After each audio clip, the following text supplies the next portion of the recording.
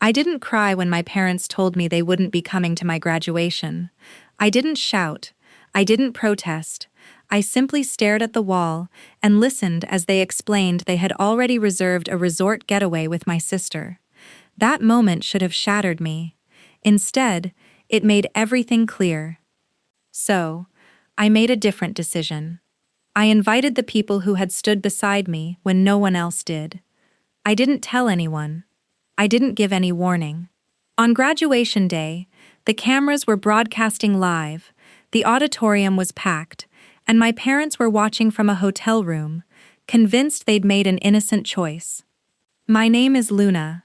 I was 22 when this happened, and for most of my life, I was the easy child, the quiet one who never asked for much.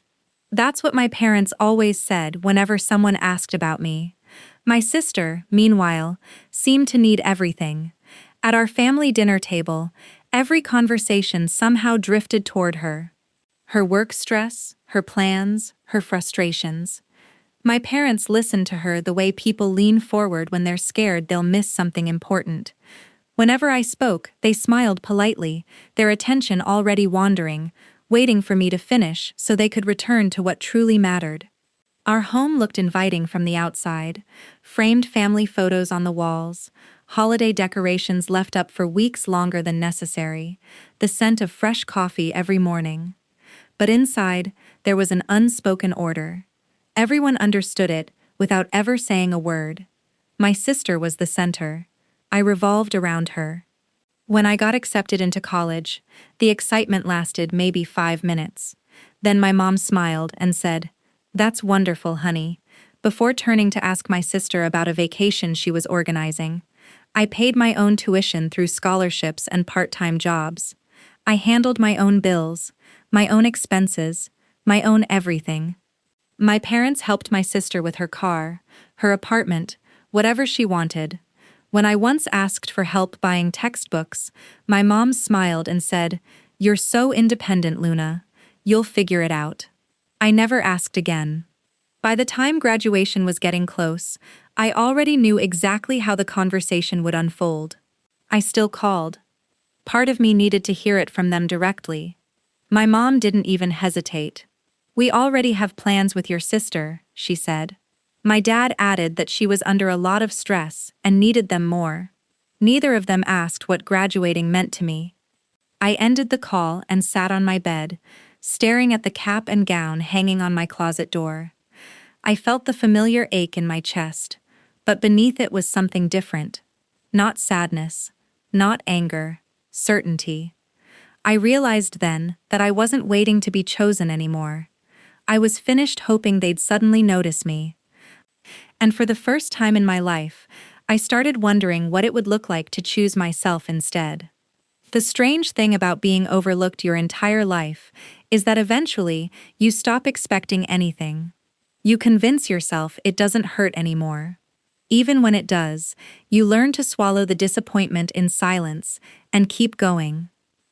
Looking back, the signs had always been there. My parents skipped my high school awards ceremony because my sister had a work function. When I won a small writing award during my sophomore year of college, my mom said she was proud, then immediately asked if I could help my sister move that weekend. Every milestone in my life felt like background noise beside something louder, something more pressing, something that wasn't me. I worked part-time throughout school, late evenings, early mornings. I learned how to stretch every paycheck and decide which bills could wait another few days. Meanwhile, my sister casually mentioned the payments my parents covered for her, as though it was simply how life worked. When she joked about my little writing projects, my parents laughed with her. Not cruelly, just comfortably, as if they saw no reason to stop her. By the time graduation arrived, I wasn't shocked. They picked a resort vacation over me, but that didn't make it hurt any less. It only made it feel familiar. A few days later, I was sitting at the kitchen table in my best friend's house, helping her mom fold laundry. It was one of those simple afternoons that somehow felt warmer than they should. The radio played softly. The windows stood open. Her dad walked past and asked how graduation preparations were going. I hesitated before replying. Then I told them the truth. There was a pause, not the uncomfortable kind I had grown used to, but the heavy kind. Her mom gently placed the towels down. Her dad slowly shook his head, as though he couldn't quite believe what he'd just heard. "That's not right," her mom said. "This is an important day." They didn't try to fix it. They didn't offer advice. They simply listened, and then her mom smiled at me. The kind of smile that makes your chest ache just a little. "Well," she said softly, "we'd love to be there if you'd like us to." Her words caught me by surprise. I hadn't expected to say yes. I hadn't planned for anything. But in that moment, something changed. I realized I had been treating my parents' absence like a rule I was supposed to accept, instead of a choice I had the power to answer. So, I said yes. That evening, I sat alone in my room, staring at my phone. I thought about calling my parents, telling them, explaining everything, somehow making it easier.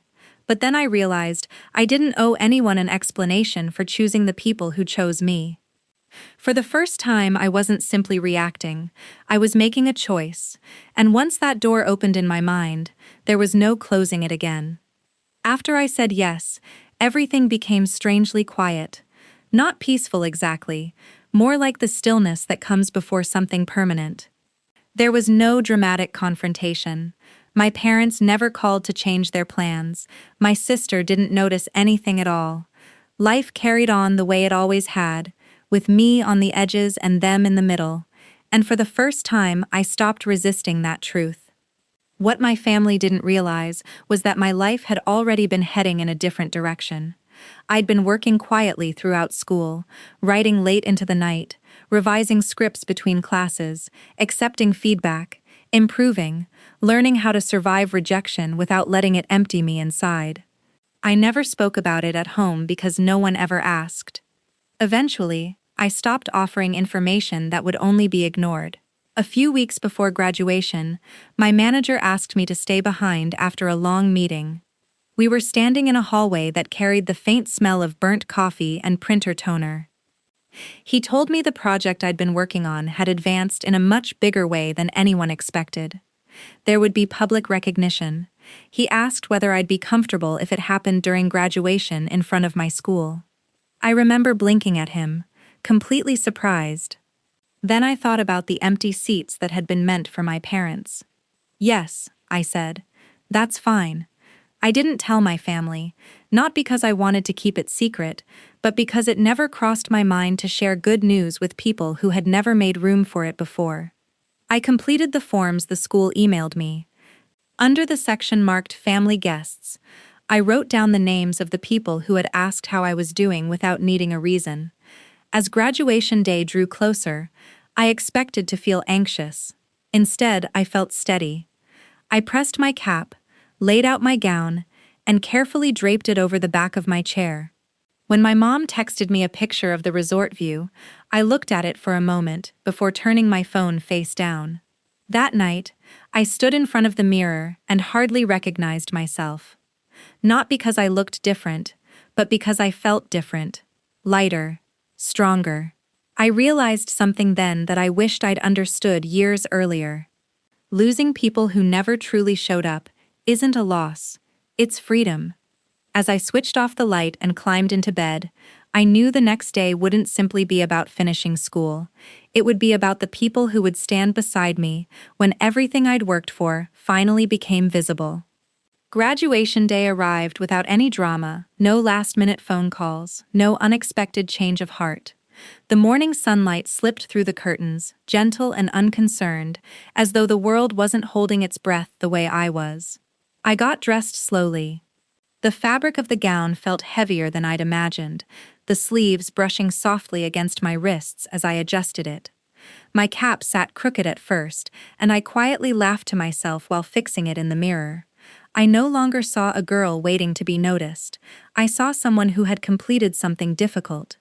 When we reached the auditorium, the air hummed with excitement. Families filled the rows, hugging, laughing, taking photos that would eventually be framed or forgotten inside drawers. Out of habit, I searched the crowd, even though I already knew exactly where my parents wouldn't be sitting. Then I spotted them. My best friend's parents were waving from the family section, her mom already holding a tissue.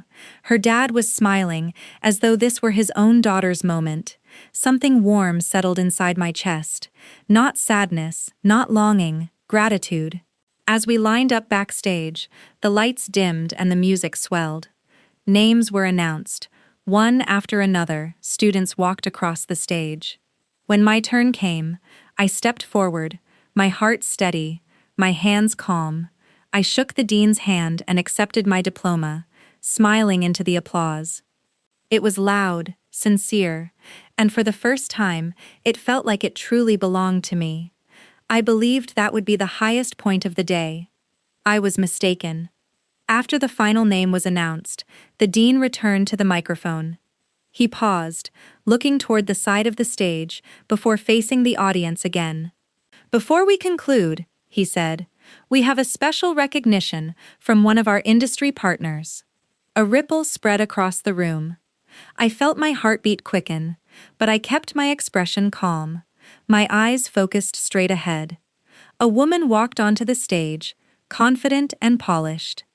I recognized her immediately.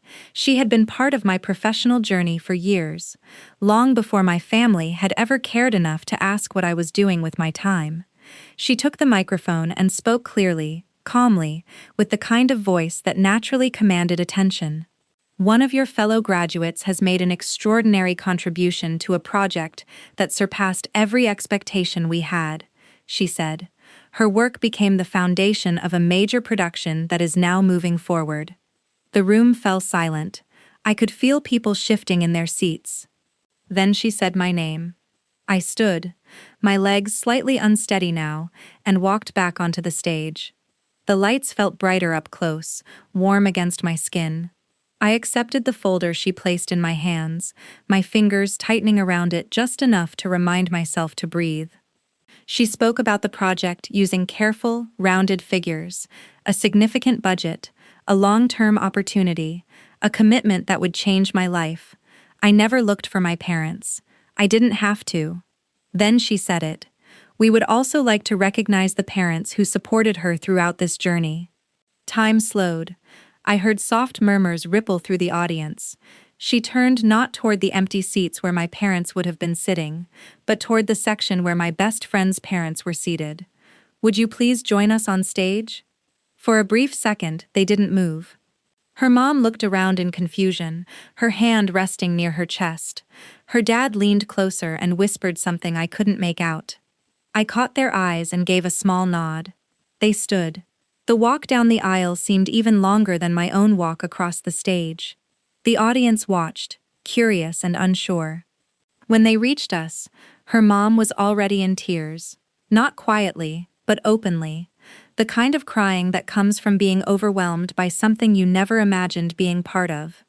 The woman handed them an envelope along with a framed certificate. She explained it simply. A recognition gift. A thank you for believing, for showing up, for being there. The amount was announced once, clearly, without any fanfare. The room responded instantly. Gasps, applause, people rising to their feet. Her mom covered her mouth. Her dad slipped an arm around her shoulders, his eyes glistening.